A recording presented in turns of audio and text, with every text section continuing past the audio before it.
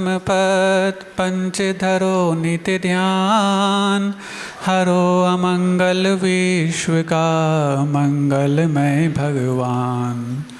मंगल जिनवर पद नमो, मंगल अरिहंत देव, मंगलकारी सिद्ध पर सुबंदों स्वयमेव। मंगल आचार्य मुनि, मंगल गुरु बुझाय, सर्व साधु मंगल करूं, वंदो मन वचिकाय।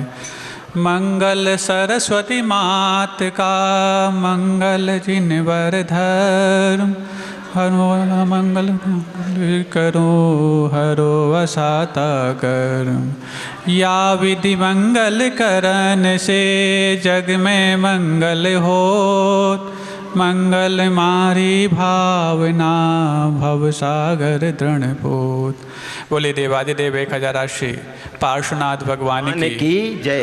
परम पूज्य संत शिरोमणि आचार्य परमेष्ठी गुरुदेव श्री विद्यासागर जी महामुनिराज की जय। परम पूज्य अद्वितीय निर्यापक श्रवण मुनि श्री योग सागर जी महाराज की जय। परम पूज्य नगर गौरव निर्यापक श्रवण मुनि श्री वीर सागर जी महाराज की जय। साधर्मी मुनि श्री अतुल सागर जी, निस्सीम सागर जी, शाश्वत सागर जी महाराज की जय। नगर गौरव मुनि श्री निसंग सागर जी महाराज, परम पूजनीय मुनि श्री सौम्य सागर जी महाराज की जय।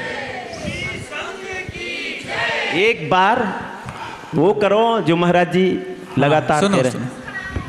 वो सब समझदार हैं वो तो। हाँ हाँ, एक बार की बात, एक कथानक से प्रारंभ करता हूँ और वो कथानक किस दिशा में हमारी सोच को ले जाएगा, उस कथानक से भीतर से जुड़ने का प्रयास करना है। पौराणिक कथानक है। चक्रवर्ती अपने दरबार में बैठे हुए थे और इतने मायूस बैठे, इतने हताश और इतने उदास कि उनको देख करके जनता को ऐसा लगा कि आज पता नहीं क्या हो गया। सारे सुख बुगाहट हो रही है, एक दूसरे से पूछ रहे हैं क्या हुआ, कहाँ क्या हो गया। अब जिस चक्रवर्ती के दरबार में और जिनके राज्य में प्रजा संतान के समान सुख प्राप्त करती है, तो जब प्रजा को इतना सुख होता है तो चक्रवर्ती को कोई मायूसी का कोई सवाल ही नहीं उठता। तो अचानक आपस में सुख बुगाहट हुई। मंत्रियों ने आपस में कहा कि तुम पूछो, तुम पूछो, तुम पूछो। तो किसी का हिम्मत नहीं हो रहा क्योंकि अभी ऐसी आवश्यकता पड़ी ही नहीं। फिर एक वृद्ध से महामात्र थे, अमात्य का हो मंत्री का हो एक ही बात है, और महामात्र का मतलब महामंत्री। उनसे कहा कि आप जाके पूछो आखिरकार बात क्या है, चक्रवर्ती इतने मायूस क्यों हैं। बहुत साहस करके उन्होंने अपना मानस बनाया और कदम आगे बढ़ाए, फिर थोड़े ठिठक से गए। देखो अभी तक ऐसा कभी मौका ही नहीं आया था, जिनके राज्य में प्रजा संतान के समान सुख प्राप्त करती है और राम राज्य भी जहाँ फीका पड़ जाता है, वहाँ ऐसा कभी मैंने पूछा ही नहीं। भले ही मेरी वृद्धावस्था आ गई, लेकिन वृद्धावस्था होने के बाद भी इस प्रकार के अनुभव में तो मैं अपना में कोरा पाता हूँ। और जब मेरा अनुभव कोरा है तो यो यत्र अनभिज्ञ स तत्र बालकः, कि जो जहाँ पर अनभिज्ञ होता है वो वहाँ पर बालक बत होता है, भले ही कहाँ पर वृद्धावस्था भी क्यों ना हो। फिर सबने कहा नहीं नहीं ऐसा नहीं, आपकी बात सुनेंगे। चक्रवर्ती हैं कि मक्षक दान करते हैं, तो काले आपके लिए इतना दान नहीं कर पाएंगे कि अपने मन की बात बता पाएं। बोले कि मक्षक दान करना पड़ता तब जब सामने वाले की मन की बात सामने आती हो, लेकिन उनके अंदर की बात को निकालने के लिए कैसे संभव है। बड़ी समस्या हो गई। फिर भी सबने मनोहार गुहार लगा करके उस महामात को तैयार किया कि तुम जाके पूछो आखिरकार हुआ क्या है। और जैसे ही पहुँचते हैं, कुछ एक उनकी स्तुति, उनकी प्रशंसा, उनकी जो कुछ भी कहना चाहिए विरुद्धावली है वो उसने कही। कोई जवाब नहीं, ऐसा लगा कि कुछ सुना भी नहीं है जैसे। फिर कहा महाराज दीनानाथ करुणा निधान, आपके राज्य में आज तक हमारे लिए सोचने के पहले ही सारी वस्तुएं उपलब्ध हो गई हैं, लेकिन आज हम लोगों को सोचने पे मजबूर होना पड़ा है कि ऐसी कौन सी बात है जो आपके लिए इतनी खाई जा रही है। और वो होता है, हमें लगता है कि कल हमने जो कुछ खाया है उस कारण से हमें आज ये टेंशन हो गया, ये रोग हो गया, ये सर्दी हो गई, ये खांसी हो गई, ये जुकाम हो गया। क्या खाया है इससे कम होता है, क्या बात खाई जा रही है इससे ज़्यादा होता है। तो पूछा उनसे ऐसा क्या हो गया, कोई जवाब नहीं। जब मुश्किल अपने आप को तैयार करे कोई व्यक्ति बहुत बड़ा काम करने के लिए, अंदर से बहुत सोच के विचार करके शब्दों का निर्माण करके पहुँचे, और जब वहाँ से जो जवाब मिलना चाहिए उसकी अपेक्षा के विपरीत जवाब बिल्कुल ना मिले तो हौसले तो पस्त पड़ ही जाते हैं। ऐसा उसने किया। फिर अपने आप को फिर तैयार किया। अब चूंकि सबने बोल तो दिया कि तुम पूछो, फिर तैयार किया। और फिर तैयार करने के बाद उसने फिर अपने शब्दों का संयोजन किया कि नहीं नहीं ऐसा नहीं। अरे आपको लगता है कि आपके अंदर जो दर्द है, जो दुख है, वो हम लोग शायद ठीक नहीं कर पाएंगे, उसका समाधान नहीं दे पाएंगे, लेकिन एक नीति के तहत मैं आपसे पूछ रहा हूँ।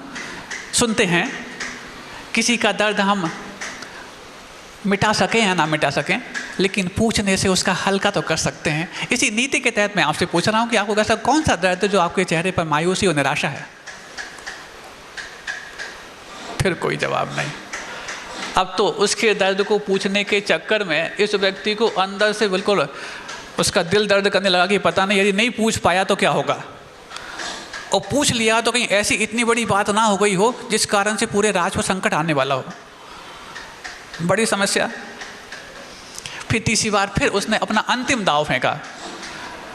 बोले चक्रवर्ती महाराज, यदि मेरे परिवार और मेरे खानदान ने इस राज्य की कुछ भी सेवा की है, और मैं मानता हूँ हम लोगों की सेवा नगण्य सी है, लेकिन कुछ भी सेवा की है, उस सेवा के पारिश्रमिक के रूप में मैं सिर्फ इतना पूछना चाहता हूँ कि आपको कौन सा दर्द हो गया जिस कारण से पूरा राज्य आपके लिए आंखें जोड़े बैठा है, लेकिन आप कुछ बोल नहीं पा रहे हैं।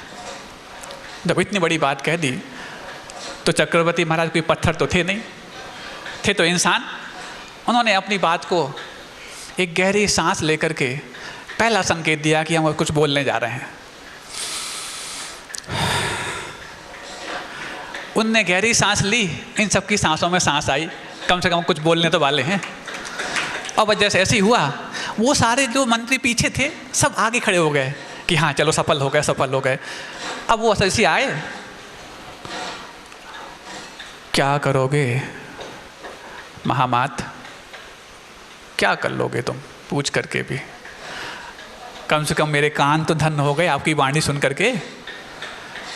अब इतना कर ही दिया है, और जब कोई व्यक्ति अपनी यदि महानता उड़ेलता ही है तो उड़ेलते वक्त उस बात को पीछे कौन खींचता है, बता ही दो।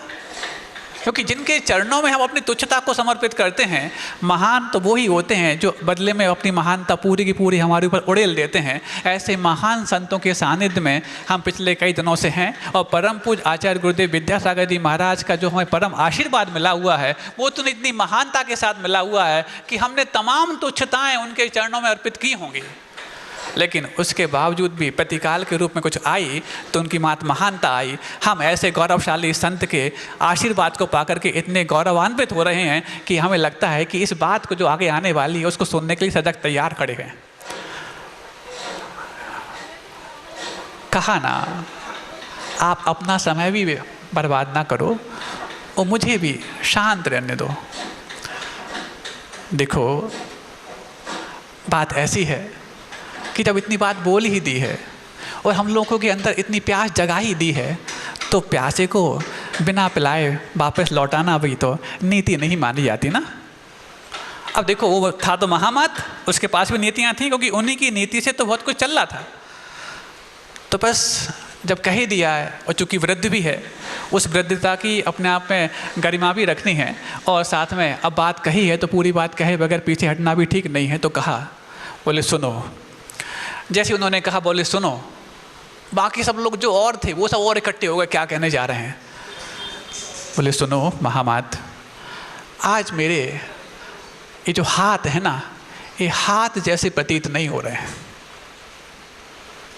अरे भगवान, आपके हाथों में तो वो सामर्थ्य है, व्यक्ति अपने मन में कुछ भी इच्छा पैदा कर ले, उसको विदिन ए मोमेंट आप देने के लिए तैयार खड़े रहते हैं। ऐसे सामर्थ्यशाली हाथ जो दिग्विजय करने जाते हैं तो 60,000 वर्ष भले ही लग जाएं, लेकिन एक दिन के लिए भी इनके हाथ थकते नहीं हैं। आज ऐसा क्या हो गया दिग्विजय पूरी होने के बाद कि आपके हाथ जैसे प्रतीत नहीं हो रहे। और जहाँ तक बात है, महापुरुषों की श्रेणी में भी आते हैं, शलाका पुरुषों की श्रेणी में भी आप आते हैं, और वज्र वृषभ नाराज सेनन भी आपके पास है, फिर आपके हाथों में कोई रोग हो जाए, ये बात समझ में नहीं आती है। कहा ना महामात, तो मेरे शब्दों का अर्थ निकाल नहीं पाओगे। तो भगवान, जिस प्रकार के शब्द आप बोल रहे हैं, मुझ जैसा बुद्धिहीन उनका अर्थ वैसे ही निकालेगा जैसा मैं निकाल रहा हूँ। यदि इसमें कुछ विशेष रहस्य है तो आप खोल के शब्द बता दें। ऐसा होता है ना, जब हम कुछ विशेष बात पूछने गए हों और शब्द कुछ यदि प्रश्नात्मक निकले हों तो उनका अर्थ हम अपनी बुद्धि से निकालते हैं। तो बस उन्होंने कहा, सिर्फ इतना ही नहीं, आज मेरी आंखें भी आंखें जैसी नहीं लग रही हैं। तो महामात बोले भगवान, जहाँ तक सुना है कि जो कर्क संक्रांति होती है, मकर संक्रांति नहीं, जो कर्क संक्रांति होती है जो जून में आती है, वो कर्क संक्रांति के दिन आप उस सूर्य बिंब में स्थित जिन बिंबों का दर्शन कर लेते हैं अपनी उस नेत्र ज्योति के द्वारा, जब जिसकी दिव्य ज्योति इतनी प्रवीण है, इतनी प्रधान है, तो उसकी आंखों में ऐसा क्या हो सकता है कि उसको अपनी आंख जचने लगती हो। मतलब जो महामात्र था होमवर्क करके पूरा आया था, उस होमवर्क के तहत ही उसके प्रश्नों का जवाब उस प्रकार से वो दे रहा था कि आप ही तो हैं। अपन समझते हैं कि मकर संक्रांति के दिन इस प्रकार से होता है कि चक्रवर्ती जब सूर्य नहीं, मकर संक्रांति के दिन तो बहुत दूर होता है सूर्य। कर्क संक्रांति जब सबसे निकट होता है तभी जाकर के उस रेंज में वो सूर्य बिंब आता है, जब चक्रवर्ती अपने नेत्र ज्योति की रेंज से उनमें स्थित जिन बिंबों का दर्शन कर पाता है। उस संक्रांति का ही महत्व होता है कि जब वो जन दर्शन करता है तो क्या चढ़ाता है, जल, चंदन, अक्षत, पुष्प, दीप, धूप आदि आदि। तो कुछ लोगों ने क्या पकड़ लिया कि हाँ, जब जिन सूर्य बिंब को देखते हैं तो जल चढ़ाना पड़ता है, जबकि सूर्य बिंब को नहीं, सूर्य बिंब में स्थित जो जिन बिंबों की पूजा वो कर रहा था, उस वक्त अपने चक्रवर्ती महाराज को देखकर जल चढ़ाने की विधि कुछ लोगों ने अधूरी सीख ली और सूर्य को जल समर्पित करने लग गए। दीपक उतारने की, दीप से पूजा की जा रही है तो सूर्य की आरती उतारने लग गए। उतारने का उद्देश्य सूर्य की आरती नहीं, सूर्य तो एक विमान है, उसमें स्थित जिन बिंबों की आरती है। और जब इतना सब कुछ होने के बाद कि 6 महीने बाद या 1 साल बाद इन जिन बिंबों के दर्शन हुए हैं तो खुशी से वो लड्डू बांटता है। तो उस लोगों ने उसको अधूरा पकड़ लिया कि संक्रांति के दिन लड्डू बांटे जाते हैं और लड्डू खाए जाते हैं। व्यवस्था ऐसी है और अवस्था हमने ऐसी बना रखी। चलो कोई बात नहीं, चक्रवर्ती की बात है और अपन सब तो जितने हैं उतनी चक्रवर्ती हैं, क्योंकि चक्रवर्ती तो उसको ही बोला जिसके पास चक्र होता है। क्या होता है, बनाता ना, क्या पॉट कीपर, कुम्हार, उसको भी चक्रवर्ती बोलते हैं। जो चक्र का वर्तन करता है उसका नाम चक्रवर्ती। अब जो धर्म चक्र का वर्तन करता है उसको तीर्थंकर बोलते हैं, और जो अर्थतंत्र का वर्तन करता है उसको चक्रवर्ती बोलते हैं, और जो उस मिट्टी के चक्र का वर्तन करता है उसको कुम्हार बोलते हैं। चक्रवर्ती सब है। अब सुनो, बोले कहा ना तुम शब्दों में उलझ जाओगे, फिर भी पूछने के लिए क्यों बाध्य कर रहे हो। और मैं बताऊं क्यों। भगवान जब इतना खोल ही दिया है, इतना खोलने के बाद कहीं ऐसा मुझे ना लगे कि मेरी कश्ती वहाँ डूब गई जहाँ पानी बहुत कम था। बीच में डूब जाते तो बात समझ में आती। अब जब बात पूरी बोल दी है, शब्दों में बयां भी कर दी है, मात्र अर्थ और मैं नहीं समझ पा रहा हूँ तो खोल दो, बहुत बड़ी कृपा हो जाएगी और अभी तक के जीवन की सेवा का पारिश्रमिक हम सबको मिल जाएगा। तो सुनो, फिर कान चौकन्ने कर दिए।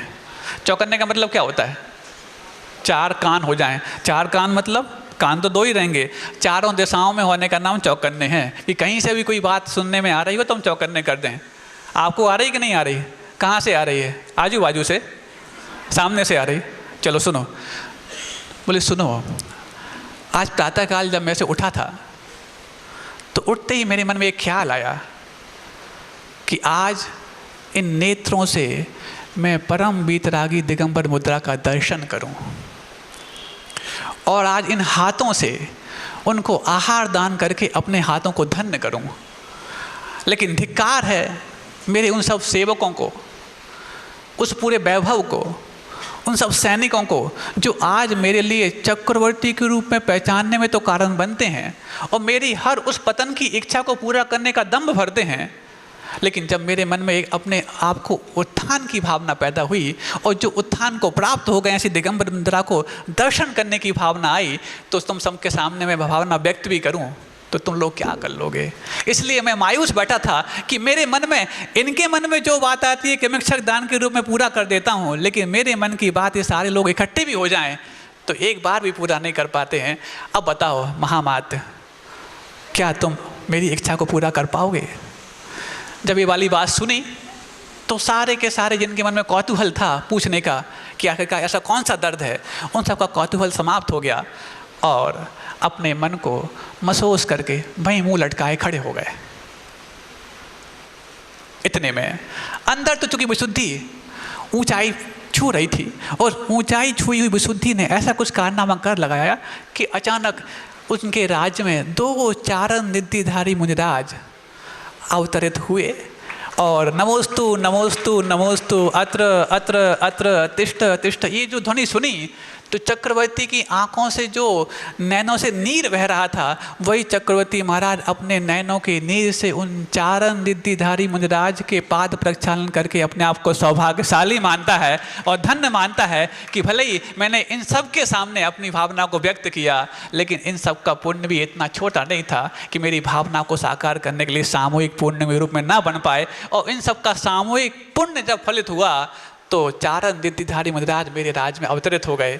अब वो अपने आप को संतुष्ट पाता है, आत्म वैभव को प्राप्त की हुई मुद्रा को पाकर के अपने पूरे वैभवशाली वैभव पर इतना इतराता है कि उसके इस विशुद्धि को देख करके सौधर्म इंद्र भी तांडव नृत्य करने को मचल जाता है। तांडव नृत्य का मतलब ये नहीं होता कि कोई बहुत विपरीत या कोई अनैतिक नृत्य होता हो, नहीं, तांडव का मतलब उत्कृष्ट होता है। जब हिंसा का तांडव कहा जाता है तो वहाँ पर हिंसा उत्कृष्ट रूप में होती है, तो जब नृत्य का तांडव कहा जाता है वहाँ पर नृत्य भी उत्कृष्ट रूप का होता है। तो वो सौंधव इंद्र भी तांडव नृत्य करने लग जाता है और बाकी अन्य देव भी पंच आश्चर्य की वृष्टि करने लग जाते हैं। बात समझ में ये नहीं आ रही कि पंच आश्चर्य की वृष्टि और ये तांडव नृत्य शायद वो रिद्धिधारी मुनिराज के रिद्धि से प्रभावित होकर के किए होंगे,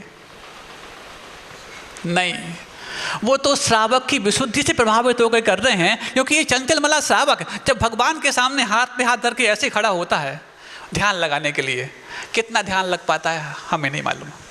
जब पढ़ाई करने के लिए पुस्तक सामने लेके खड़ा होता है कितना मन लग पाता है वो जाने।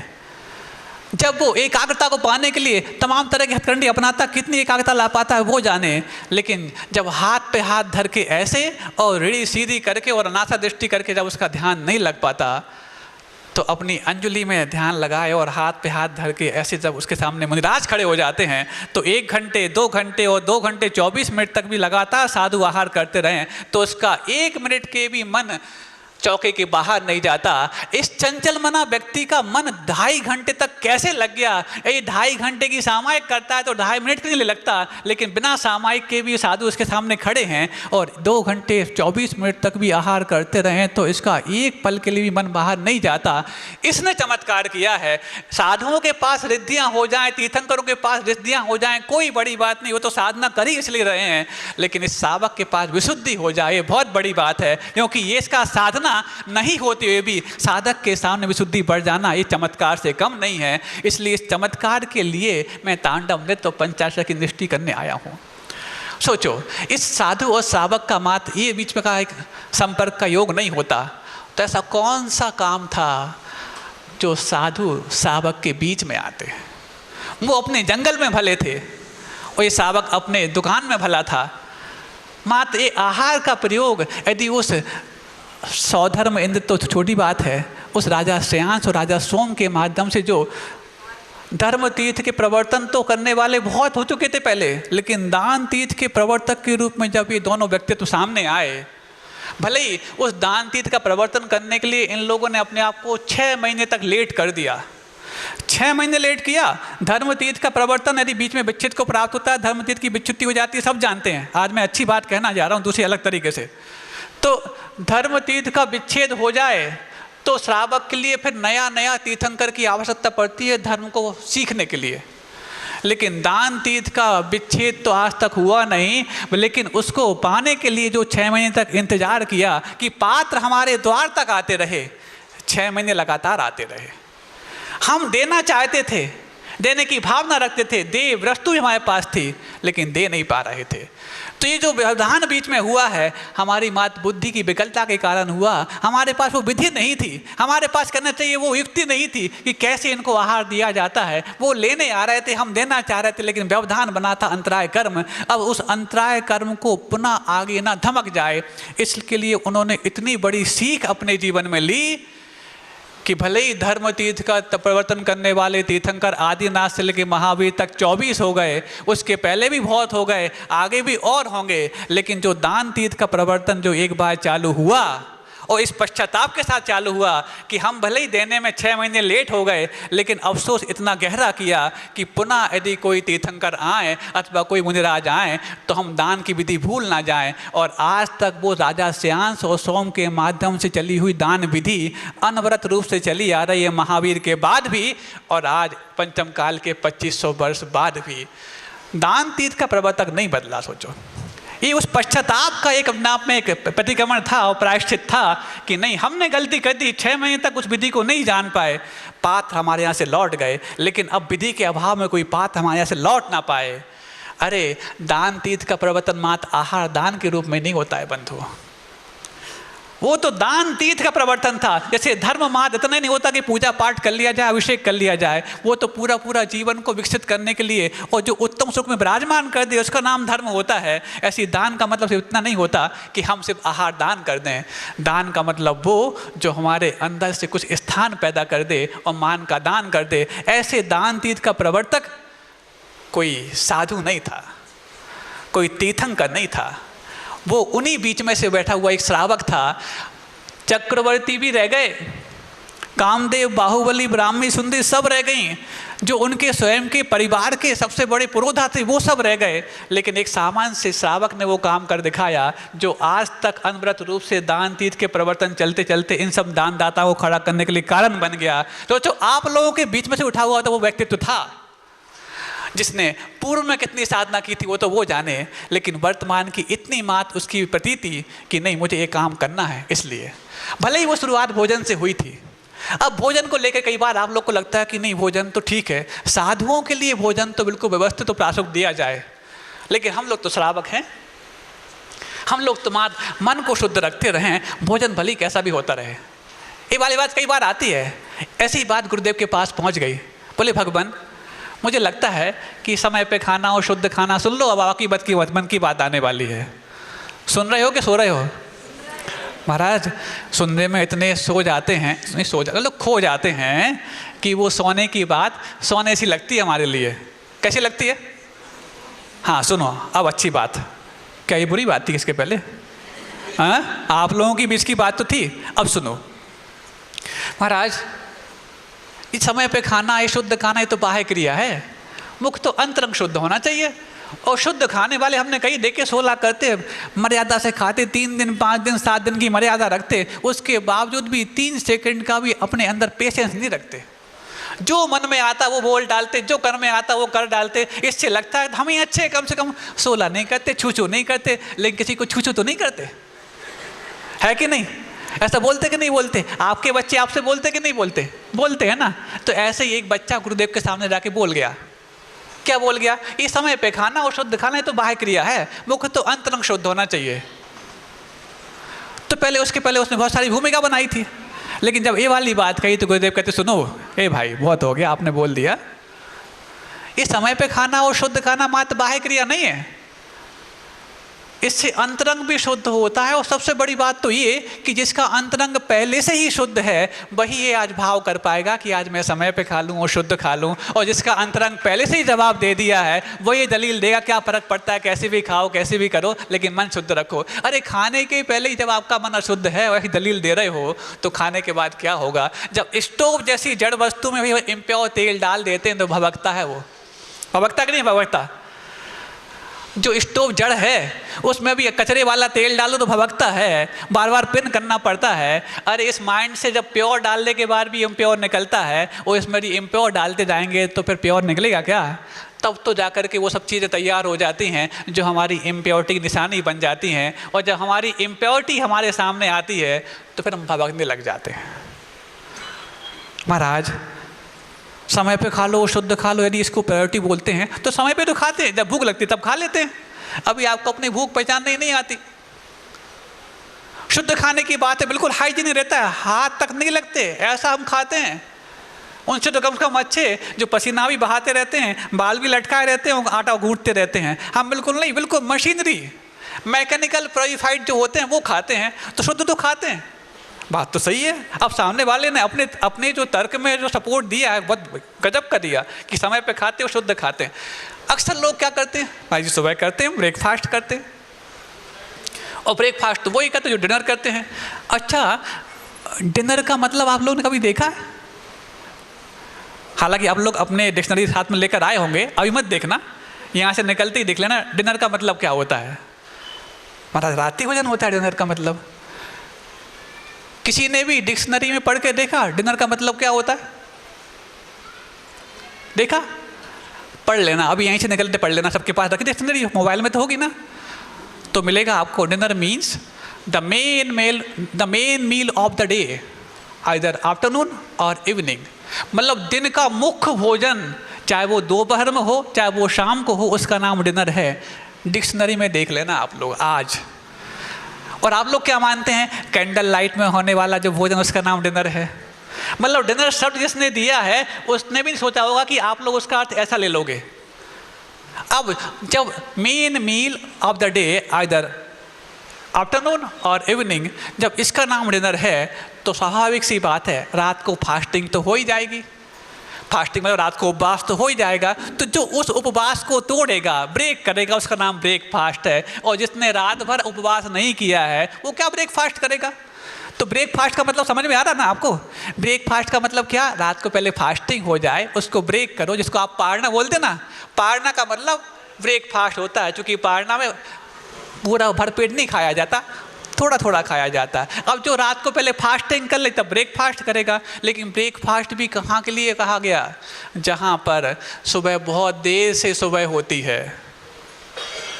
क्या रातें बहुत लंबी लंबी होती हैं, दिन 4-5 घंटे का होता है, वहाँ पर अब जिनसे बिल्कुल नहीं हजम हो रहा तो कम से कम सुबह सुबह थोड़ा बहुत खा ले, और जब सूर्योदय हो जाए तो फिर ज़्यादा खा ले। उनके लिए ब्रेकफास्ट था। अरे यहाँ तो उठने के पहले सूर्य सामने आ जाता है।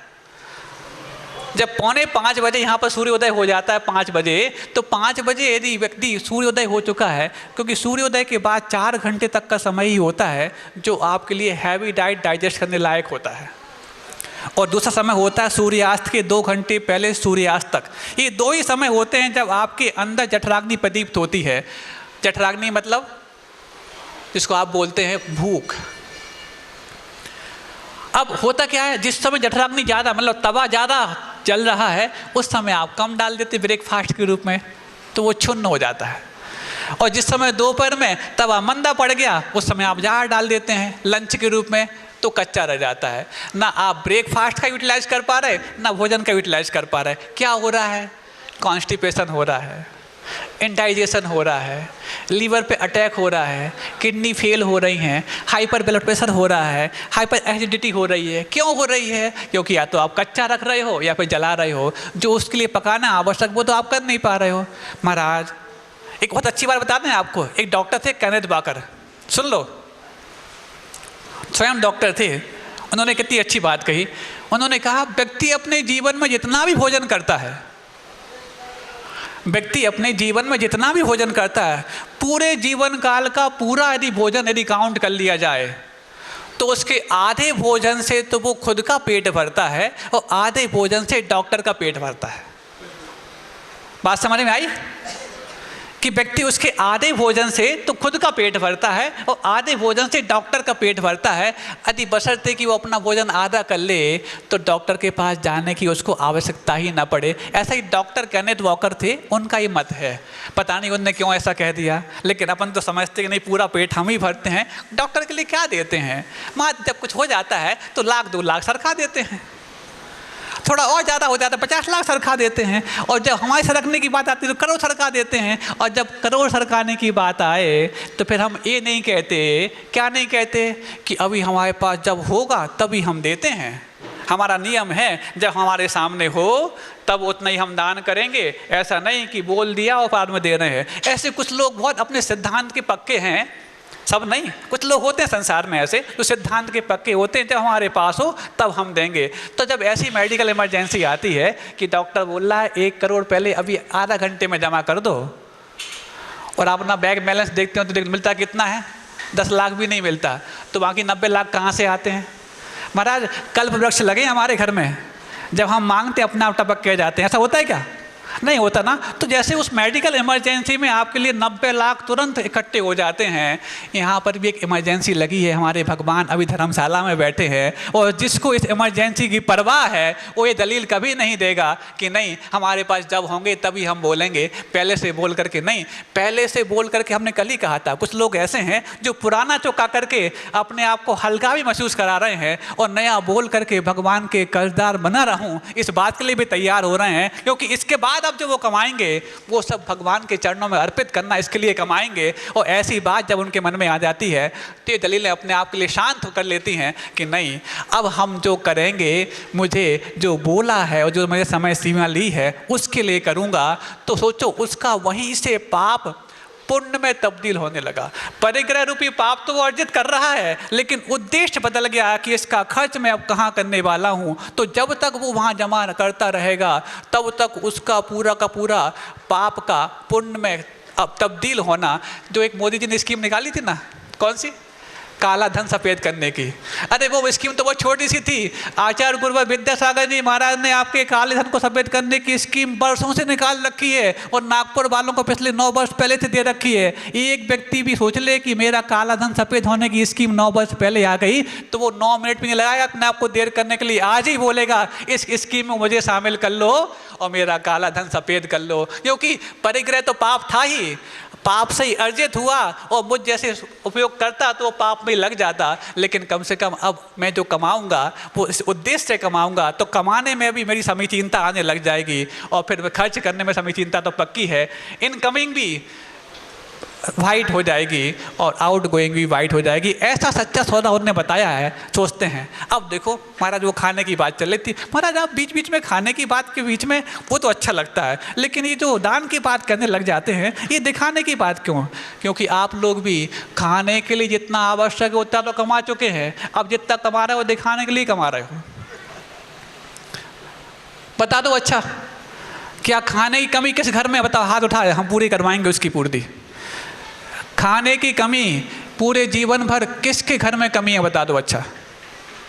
इसका मतलब जो भी ये कमा रहे हो दिखाने के लिए कमा रहे हो ना, तो दिखाना अच्छा क्यों नहीं चाहते? अरे वो प्रॉपर्टी जो किसी गांव खेड़े में खरीद रखी है और जो 10-50 साल में यहाँ से वहाँ हो जाएगी, पोजीशन नहीं ले पाओगे, उसके पीछे केस लग जाएंगे। अरे एक प्रॉपर्टी परिवार पुरा के जनालय में ले लो जो 1000 वर्ष तक स्थायी हो जाएगी, और वहाँ पर जाकर के जब आपकी पीढ़ियाँ सामने आएंगी तो देख करके कहेंगे कि सही प्रॉपर्टी तो ये है। जब कुंडलपुर आप जाते हो और वहाँ पर आपकी कोई एक आध प्रॉपर्टी ली गई है मंदिर में, तो देख के गौरवान्वित महसूस करते हो कि कम से कम हमारा तीर्थ यात्रा करना सार्थक हो गया। यहाँ पर आए तो बड़े बाबा तो मिले ही मिले, लेकिन मेरी एक उपलब्धि भी बड़े रूप में यहाँ पर दिख गई। अरे वहाँ तो कभी कभार जाते हो तो उपलब्धि को देख के गौरवान्वित होते हो, और नहीं कर पाए तो उसको देख के अंदर मन में सोचता भी होगा यार था तो इतना सारा, दे क्यों नहीं पाए। हमारे सामने सामने मंदिर बना, हमारे सामने सामने पंचनानक हुआ, हमारे सामने सामने इतने सारे साधु इकट्ठे हो गए, मेरा धन सही जगह लग क्यों नहीं पाया। उस समय मन कचोटता था। वहाँ तो कभी कभार जाते हैं, कभी कभार कचोटेगा, यहाँ तो आपको रोज आना है। और यहाँ यदि आपकी अच्छी प्रॉपर्टी आपको दिख गई तो जीवन भर हर्षाओगे। मंदिर आने के बाद पूजा आपकी वो अपने आप में चमकदार हो जाएगी, क्योंकि जब चमकदार बर्तन लेकर के आते हैं तो द्रव्य की चढ़ाने की एक अलग ही सहूलियत होती है और सुकून होता है। लेकिन जब चमकदार उपलब्धि एक कोई प्रॉपर्टी इस मंदिर में दिख जाएगी तो हमारी पूजन में कैसे भाव लगेंगे सोचो। और आपके तो भाव लग गए क्योंकि आपका द्रव्य लगा है, लेकिन आपके बच्चों को सिर्फ आप वहीं भेज सकते हैं जहां पर आपका कुछ अपना है। किसी बच्चे से कहो कि बेटा थोड़ा गांव चले जाओ। हाँ गांव क्यों जाऊं? और बोल दो अपनी एक प्रॉपर्टी है वहां पर, इसलिए जाना है, तुरंत चला जाएगा। फिर ये नहीं बोलेगा कि हम तो महानगर के रहने वाले, हम गांव क्यों जाएं। अपनी प्रॉपर्टी है, अपना फार्म हाउस, इसलिए हम गांव जा सकते हैं। तो जब जो व्यक्ति गांव में खुली हवा में सांस लेने के लिए भी मना करता है, यदि उसका अपनापन वहाँ ना हो, तो फिर मंदिर में भेजने और ढकेलने की बात सोचो, और आपका अपना मंदिर में ना हो तो कैसे भेज पाओगे। आपकी अपनी स्वयं की एक चीज़ ही है जो उस बच्चे को इस मंदिर तक लाएगी, और एक बार सबसे बहुमूल्य चीज़ बीते रात तक में टिक गई तो अनादिकाल की कर्म श्रृंखलाएं वहाँ पर तर टूट जाएंगी, और आपके बच्चे के लिए आपकी सही वसीयत लिखी जाएगी। ये नसीहत यदि किसी ने अपने बच्चों को दे दी है, तब समझना कि सही वसीयत लिख करके वो गया है, नहीं तो वसीयत को लेकर के तो कोर्टबाजी बहुत होती है, कल बताया ही था। लेकिन कोर्टबाजी हो तो ऐसी हो कि एक बैलगाड़ी में बैठ के जा रहे हैं पक्ष और विपक्ष, उस वसीयत पर जिस पर विवाद हो गया, विवाद हम लड़ेंगे, विवाद को अपने पक्ष में करेंगे, लेकिन एक बैलगाड़ी में बैठ के जाएंगे, एक टिफिन में खाना लेके जाएंगे, और उसके बाद एक स्थान पे छांव में बैठ के खाएंगे, ताकि दूसरों को ये लगे कि हम तो एक हैं, लेकिन हमें तो पता है इस वसीयत का हकदार कौन है। उसके लिए हम कोर्ट से बात मांगेंगे।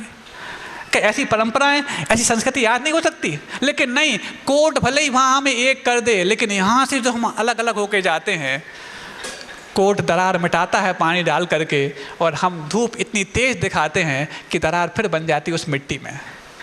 मात्र लड़ना है मना नहीं कर रहे, अपनी बात को सिद्ध करना मना नहीं कर रहे, लेकिन बात को सिद्ध करने के लिए बात करना बंद मत करना।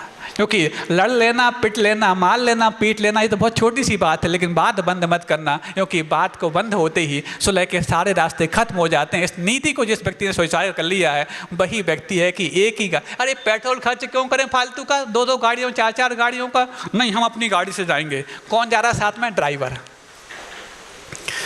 अरे ड्राइवर को साथ में ले जाने की अपेक्षा अपने जो पड़ोसी हैं, अपने जो मित्र हैं, अपने जो किरदार हैं, अपना जिससे केस लड़ा जा रहा है उसको साथ में ले जाओ। हो सकता है कोर्ट के पहले सुलहनामा हो जाए। कोर्ट सुलहनामा करे इसके पहले हम कोर्ट से सुलह प्राप्त किए हैं, ये अभिमान है कि दम्भ है। और हम कोर्ट जाने के पहले सुलह कर लिए हैं, ये अरमान है कि स्तंभ है। सोचो, कोर्ट कर गया, एक किसी अजैन व्यक्ति ने, किसी दूसरे व्यक्ति ने, किसी गैर व्यक्ति ने सुलह करा दी, कौन सा बड़ा हमने काम कर लिया। मतलब हम लोग के पास इतनी बुद्धि भी नहीं है कि हम आपस में बैठ के सुलह कर सकें। हमारे पास बुद्धि इतनी विकल हो गई है कि एक गैर व्यक्ति हमारे बीच में आएगा, हमारा वकील बनेगा और हमारा जज बन के सुलह कराएगा। ऐसी बुद्धि हमने विकसित कर ली है। अरे उससे अच्छी बुद्धि विकसित करने के लिए आशीर्वाद आचार्य गुरुवर विद्यासागर जी महाराज ने दे दिया है कि नहीं, तुम्हारे पास तो वो बुद्धि है जो तीर्थंकरों के द्वारा धर्म तीर्थ का परिवर्तन करने के बाद भी धर्म सीखने की हो गई है, और दान तीर्थ का परिवर्तन करने के बाद राजा श्रेयांश और सोम से दान करने की हो गई है। अब तुम्हारे लिए एक ऐसी बुद्धि उपलब्ध करना है कि ये परंपराएं जो दोनों अनवरत रूप से चली आ रही हैं, वहाँ पर हमें इकट्ठे होकर के एक दूसरे के प्रति एक आत्मीयता पैदा करना है। कल ही बात कही थी, किसी से क्षमा मांगने का अर्थ ये नहीं होता कि तुम गलत हो वो सही है, बल्कि तुम्हारे जीवन में रिश्तों की कीमत ज़्यादा है बजाय कि अभिमान के। हम समझते क्षमा मांग लिया तो हम गलत सिद्ध हो जाएंगे। नहीं, हमारे जीवन में रिश्तों की कीमत ज़्यादा है बजाय कि ईगो के। इसलिए मैंने क्षमा मांगी है और सामने वाले को अपना रिश्तेदार बना लिया है। अरे रिश्तों को बनाने के लिए करोड़ों खर्च करते हो एक शादी करने के लिए, लेकिन यहाँ पर करोड़ों खर्च नहीं करना। कौड़ी में भी आपका रिश्तेदार आपका हो सकता है। था तो पहले रिश्तेदार, तभी तो आज दरार आई है। आज हम दरार को ख़त्म करते हैं, रिश्तेदार बना सकते हैं। तुमने अभी तक लड़ाई से प्रेम खत्म किया है, आज हम ऐसा प्रेम विकसित करें कि लड़ाई खत्म हो जाए। कैसा नहीं हो सकता? और यदि हो सकता है तो अनुमोदन करके बताओ कैसे हो सकता है। अनुमोदन करके दिखाओ, सोचो अपने अंदर कि ऐसा हो सकता है क्या ना। जब ये वाली बात सुनने मात्र में आपके सबके चेहरों पर मुस्कान आ रही, मैं देख रहा हूँ। आप लोग सिर्फ 2 महाराज को देख रहे हो स्टेज पर, लेकिन ये 2 महाराज सबको देख रहे हैं। सबके चेहरे फूल से खिले नजर आते हैं जब अच्छी बात सुनने में आ जाती है। तो जब वो बात सुनने में अच्छी है तो करने में बुरी होगी क्या? करने में तो और अच्छी होगी। और जब आपकी ही बात को आप ही के सामने कोई संत सबके सामने रखेगा तो कितनी बड़ी नहीं हो जाएगी वो। तो बात चली थी भोजन के समय, बस हो रहा है कि वो भोजन की बात तो भोजन की है, क्योंकि हर व्यक्ति का भोजन अलग अलग होता है। किसी का वो ग्रास सब्जी कौर वाला भोजन होता है और किसी का अभिमान का भोजन होता है। सबको भोजन कराना कर्तव्य होता है, तो सबका भोजन चल रहा है यहाँ पर। तो महाराज हमारा रात्रि भोजन त्याग है? बिल्कुल नहीं कहते रात्रि भोजन हम। आज के समय में सारे रात्रि भोजन त्यागी है, बल्कि जो रात में खाते हैं उससे भी ज़्यादा बदतर काम करने लग गए हैं वो रात्रि भोजन त्यागी जो 7:30 और 7:15 तक बैठने का प्रयास करते हैं। सोचो उस समय जिस समय संधि काल लग चुका होता है, दिन अस्त होने को होता है, उस समय आप लोग अपने जाली, नेट, दरवाजे बंद करते कि नहीं करते? क्यों? उस समय भैया 1 घंटे बंद कर दो ताकि मच्छरों का आने का समय है ना, उस समय वो टल जाए। और सारे रात्रि भोजन त्यागी जिस समय सबसे ज़्यादा जीवों की उत्पत्ति की संभावना होती उस समय करने बैठ जाते हैं। देखते रहते हैं थोड़ा सा और बचा है, थोड़ा सा और बचा है, अभी तो आँख रेखाएं दिख रही हैं। अरे रेखाओं को देख करके अपनी ज़िंदगी जीने वालों, ये देख लो कि ज़िंदगी तो किस्मत तो उनकी भी होती है जिनके हाथ नहीं होते। जब बिना हाथ वालों की भी रेखाएं काम कर दिया करती हैं तो तुम्हारी रेखा, जीवन रेखा कहाँ जा रही है इसको देख लो। तो सबसे पहले या तो फिर आप रात में ही खाना प्रारंभ कर दो। महाराज आप बोल रहे हो, मैं नहीं बोल रहा हूँ। यदि आप ऐसा करते हो तो मैं बोल रहा हूँ। नहीं, हमारा रात्रि भोजन त्याग है तो रात का मतलब वो सियार से पूछो, यदि उसके हाथ में घड़ी होती ना तो कभी मरता नहीं वो। सिर्फ उसको ये मालूम था अंधेरे का मतलब रात है। जून माह की गर्मी में दौड़ता दौड़ता भागता भागता जा रहा है, लू चल रही है, अचानक बावड़ी दिखी, नीचे उतरता अंधेरा दिखता है। अरे मेरा तो संकल्प है, साधु के सामने संकल्प लिया कि मैं रात्रि भोजन नहीं करूँगा। मरना पसंद है लेकिन अपने प्रण को मानना पसंद नहीं। ऊपर आता है, नहीं पीऊँगा। ऊपर आता, अरे गलती हो गई, अभी तो सूर्य है। फिर नीचे जाता है, फिर अंधेरा हुआ। यदि उसके हाथ में घड़ी होती कि भाई साहब 7, 7:30 तक अंधेरा नहीं होता है, उजाला होता है, तो क्या वो पानी पी के बच नहीं जाता? लेकिन उसको मालूम था कि अंधेरे का मतलब रात होता है। प्राण छोड़ दिए लेकिन प्रण नहीं छोड़े। अरे वो तो सियार था, तुम तो होशियार हो, तुम तो घड़ी दे करके अपने प्रण को भी छोड़ देते हो। कम से कम उस सियार से अपने आप को सीख लेने लायक बना दो, और कम से कम मेरी रात्रि भोजन त्याग किया है तो उसको अच्छे से निभा लो। क्योंकि यदि आपका एक दिन नहीं खाना, वो बाबा रामदेव की बात, अब इस विषय को मैं कभी बाद में लूँगा। बाबा रामदेव जब अचाशी के पास आए, छोटे संक्षेप में बता रहा हूँ 1 मिनट में पूरा करके, तो बहुत अच्छी बात उन्होंने सीखी, करी और हुई। अंत में उन्होंने अचाशी से कहा कि मैं अपने जीवन से सुधार संबंधी कुछ सूत्र आपसे चाहता हूँ और आप मुझे बता दो कि मैं जीवन में क्या करूँ। एक घटना है आज से 15 साल पुरानी लगभग, जबलपुर की बात है। पूरा संघ बैठा हुआ था, हम लोग बैठे हुए थे, आचार्य ऊपर बैठे हुए थे और बड़े विनीत भाव से बाबा रामदेव उस समय आचार्य के दर्शन करने आए थे। उस समय वो योग गुरु थे, आज भी हैं लेकिन अब बहुत ज़्यादा कहने की आवश्यकता नहीं है। तो बहुत अच्छी चर्चा उन्होंने की, अच्छे अच्छे प्रश्न किए और गुरुदेव ने बहुत ही बेहतरीन जवाब उनके दिए। ये पुस्तक में छपे हुए हैं, कभी पढ़ लेना आप उसको। लेकिन जो मुख्य बात मैं आपको कहना चाह रहा हूँ कि जब वो कहते हैं कि आप मेरे लिए जीवन से सुधार संबंधी कुछ सूत्र दे दीजिए, तो गुरुदेव हैं। कोई एक संत जो अपने आप में एक ऊंचाई को लिए हुए है, वो किसी जैन संत के सामने कुछ मांग रहा है तो छोटी मोटी बात तो दी नहीं जाएगी। गुरुदेव कहते सुनो, सुना है आप अनाज नहीं खाते हैं। बोले हाँ, मैं पिछले 12 सालों से अनाज नहीं खाता, न दिन में न रात में। एक घटना है 2006 नवंबर की, उसके 12 साल पहले से वो नहीं खाते थे। अब भले ही खाने लग गए, अलग विषय है, लेकिन उसके 12 साल पहले से वो कभी अनाज नहीं खाते थे। तो फिर बोले कैसे चलता है? बोले फल फ्रूट है, ड्राई फ्रूट्स है, गाय का दूध है और भी जो कुछ भी हैं उसको मेरे सब कुछ व्यवस्थित चलता है। एक्सरसाइज करता हूँ, योगा करता हूँ, मेरा काम अच्छे से चलता रहता है। सुनना, बहुत अच्छी बात मैं कहने जा रहा हूँ। तो बोले इसको रात में भी खाना पड़ता होगा? बोले हाँ, दोनों टाइम शिविर लगते हैं योगा के, थकान होती है, खाना पड़ता है। बोले आप प्राणायाम और योगा के बारे में इतनी क्रांति दुनिया में लेकर आए हो। बोले आपका आशीर्वाद। नहीं, लाए हो, बिल्कुल लाए हो आप। और आपको ये भी मालूम है कि राइट ब्रीदिंग यानी कि सूर्य स्वर और लेफ्ट ब्रीदिंग यानी कि चंद्र स्वर, और दिन के समय चंद्र स्वर चलना और रात के समय सूर्य स्वर चलना, ये सिद्ध हस्त योगी की निशानी होती है। क्यों? क्योंकि दिन में गर्मी होती है, चंद्र स्वर उसको बैलेंस करता है, रात को ठंड हो जाती है, सूर्य स्वर उसको बैलेंस करता है। बोले हाँ, ठीक फरमाया आपने। बोले रात को आवश्यकता तो है सूर्य तत्व की, और आप जितना भी इनटेक करते हैं, जितना भी आप भोजन करते हैं, उस जल तत्व बढ़ता है यानी चंद्र तत्व बढ़ जाता है। तो रात को आवश्यकता तो है सूर्य तत्व की, और आप चंद्र तत्व बढ़ाते हो तो बैलेंस बन जाता है क्या है? वो बाबा रामदेव जो प्राणायाम और योगा के बारे में इतनी बड़ी क्रांति लेकर आए थे, जब इस बात को गुरुदेव के मुख से उन्होंने सुना तो भौचक रह गए। बोले मैंने तो ये कभी सोचा ही नहीं, बहुत बड़ा रहस्य आपने खोल दिया।